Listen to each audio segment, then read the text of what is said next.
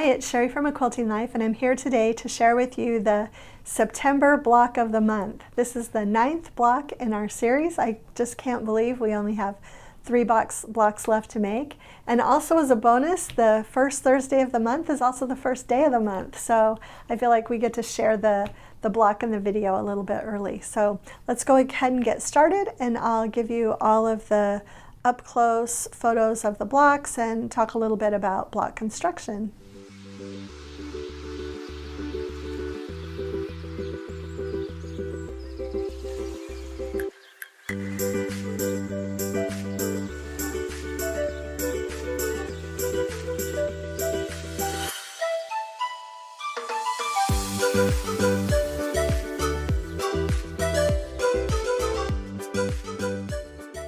Okay, so September block. I cannot even believe we're talking about this.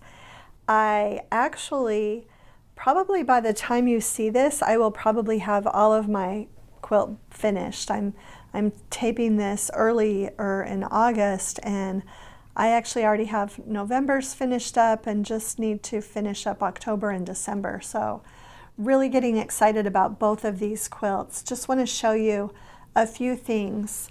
For my small 6-inch version, it was time again for my red churned ash frame, and so I did use the red in the center, and then I used 2 different blues for the flying geese and the half square triangles. I think in the PDF,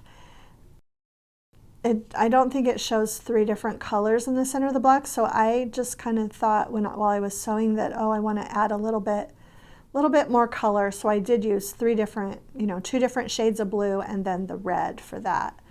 And then also for the Seashore Drive version, I believe it only had the light blue and the darker blue in the PDF, but I added in the orchid half square triangles and just thought that that was a really, really fun look. I will pop up a picture while I was assembling the small block. I took a picture before I put it all together so that you can see the 3 different rows that you'll need to assemble with the half square triangle, flying geese, half square triangle, and then the middle row is flying geese, square in a square block, flying geese, and then the bottom row is the same as the top row. So we have that picture. And then as always, a few tools that you can use. This mini simple folded corners ruler is perfect for making the center block square in a square. It makes it go together quickly and easily and accurately. I just love using this tool whenever I can. You can actually use this tool to make flying geese as well, but I really love the Block Lock flying geese, and I also love the Creative Grids Ultimate Flying Geese tool. Both sizes are included in this tool, so the one tool will do for your large and your small blocks. And I've actually I think I might have mentioned this before, but I've been kind of mixing. I've been assembling my geese, cutting them, and doing the initial sewing and assembly using all of the directions from this ruler.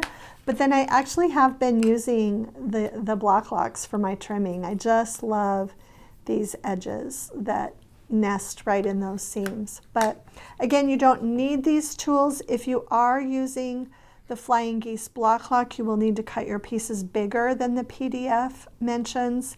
And if you're using the ultimate flying geese tool, you'll need to also follow the directions on the ruler for your cutting.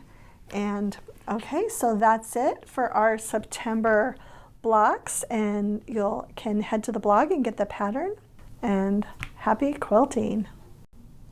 Okay, so that's it for the September block of the month.